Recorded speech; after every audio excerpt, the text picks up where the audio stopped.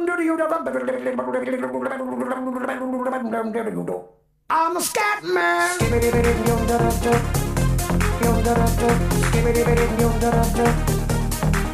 I'm a scat man.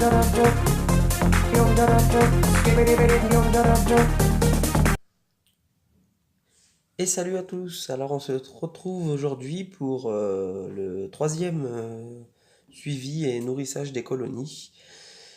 Donc on va présenter une fois de plus les colonies, même si vous les connaissez déjà. Donc là vous avez une colonie de l'Asus niger, voilà. Donc on va nourrir tout ça bien sûr. Vous avez les crématogastères, donc dès qu'elles seront dans leur module de fondation, il y aura un suivi spécial pour eux. Voilà, que ça fasse le focus un peu, vous voyez. Donc, couvain explosif. Sincèrement, il n'y a rien à redire. Ça pond énormément comme fourmi. C'est assez vorace. Donc, vous verrez que quand j'aurai mis le miel là, ben, elles vont aller sur le coton-tige. Alors ici, bon, mes gros bébés. Camponotus barbaricus. Donc il y a toujours un beau couvain. Hein. J'ai fait faire un petit tour de manège, tiens, voilà, vous le voyez. Il y a une ouvrière qui a pris le couvain. Ça, c'est une fourmi extrêmement agressive. Ça va être d'ailleurs très difficile pour moi d'enlever le coton-tige vu là où ils l'ont emmené. Mais on va y arriver.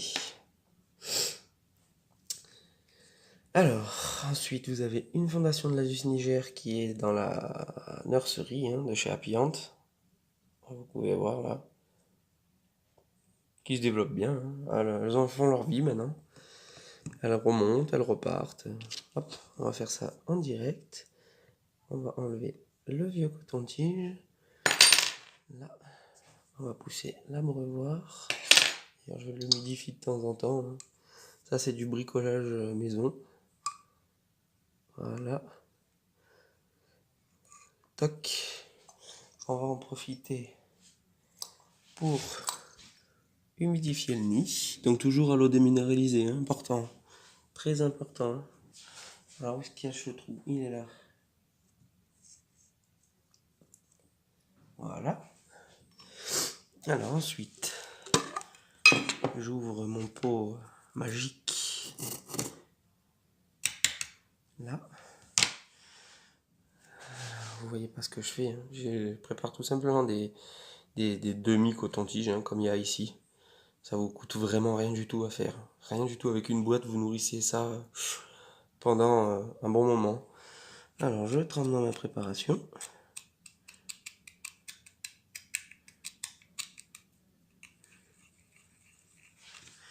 Voilà. Donc, il va y avoir bientôt aussi une nouveauté pour les Messor Barbarus que vous aviez vu. Que j'avais procédé à la mise en nid, mais j'ai fait une erreur. Voilà. Je peux pas trop vous en dire plus parce que j'ai fait des bêtises. Hein. Et bientôt, il y aura une nouvelle mise en nid. Vous inquiétez pas, tout le monde va bien.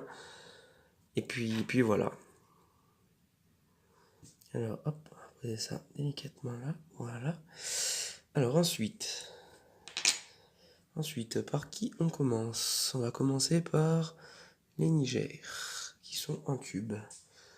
Évidemment, il y a une ouvrière qui est sur le coton.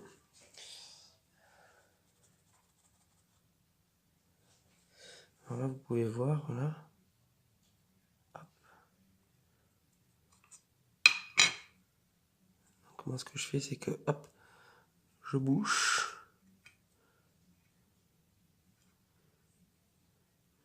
En attendant que j'imbibe mon coton-tige, je mets le coton-tige au bord. Et en même temps que je ferme, je pousse le coton-tige. Voilà. Donc là, hop, ça, c'est nourri. On va caler ça ici. On se gardera les plus violentes pour la fin. Alors, les crématogastères. Bon, ça, c'est pas qu'elles sont violentes, c'est qu'elles sont voraces. Alors là, il va me falloir la pince épilée. Il faut que je me dépêche parce que elles s'échappent, les coquines. Voilà, je referme, hein, par contre. Hein. Voilà. Alors, un petit bout de coton-tige.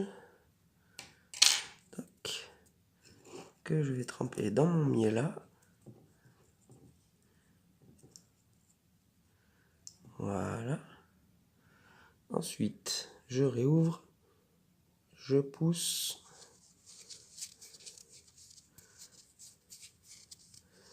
Et je referme au plus vite. Voilà. Alors, je vais les laisser par ici, comme ça, vous allez voir qu'elles vont vite venir dessus. Vous les verrez là, ouais, vous voyez bien, ça va. C'est un peu loin, mais vous voyez. Alors ensuite, celle-là.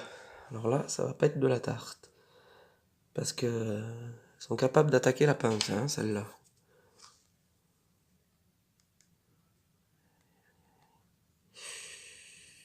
Ouh, c'est risqué ce que je fais là. Oh putain, oh putain. Voilà, vous avez assisté à une évasion en direct. Donc, 2 petites secondes que je remette ça dans le tube. Oh putain, puis alors c'est speed hein, comme fourmi. Oh la vache. Alors bougez pas. Là. Et je l'ai attrapé, hop, j'ai remis dedans. Bon. Vous voyez, hein, j'ai tué aucune fourmi. Hein. Il y en avait 5, il y en a toujours 5. Il faut être toujours délicat. Hein. Même si ça s'échappe, il faut pas trop paniquer et se concentrer, la rattraper. Mais en effet, hein, putain, c'est des ballots. Oh la vache. Tant que vous voyez la taille de la gine. Franchement, je pense que celle-là, bon, je vais pas dire que c'est dangereux ou quoi que ce soit, mais je pense qu'une morsure, je pense qu'on doit le sentir passer. Ça doit pincer un petit peu. Alors, voilà. Ça c'est imbibé. Alors on recommence. Toc, toc, on se dépêche. Voilà. Vous voyez comment elles sont agacées celles-là? Ah là là là là là là. Vous les voyez manger. D'ailleurs, vous voyez en bas que les crématos, ça y est, elles s'intéressent au coton là. Pas au coton, comment ça s'appelle? Au coton-tige. Je vais y arriver. Et là, vous pouvez voir que c'est très nerveux comme fourmi, les Camponotus barbaricus. Camponotus barbaricus. Voilà. Donc là, on a tout nourri. Puis voilà. Puis je vous dis, oui, donc il y aura une nouveauté sur les Mesor barbarus que vous avez vu, la mise en nid. Ça va changer complètement, suite à une erreur de ma part. C'est malheureux, mais c'est comme ça. Et puis voilà, donc ce que je pourrais vous dire, je peux vous montrer la Lasus flavus, qui est toujours en vie, hein, qui démarre bien, hein, parce que ça évolue, hein, les larves grossissent de jour en jour. Là, vous voyez, elle est dessus. Et puis voilà, quoi. Puis voilà. Donc, ça va être tout pour aujourd'hui. Nourrissage effectué. Vous voyez, hein, ça bouge bien dans les tubes. Vous voyez bien que les Camponotus barbaricus sont très agressives, la preuve. Hein. Et puis voilà, hein, on va se retrouver prochainement pour Je pense qu'il y aura un autre nourrissage avant qu'il y ait la nouveauté pour les Messors.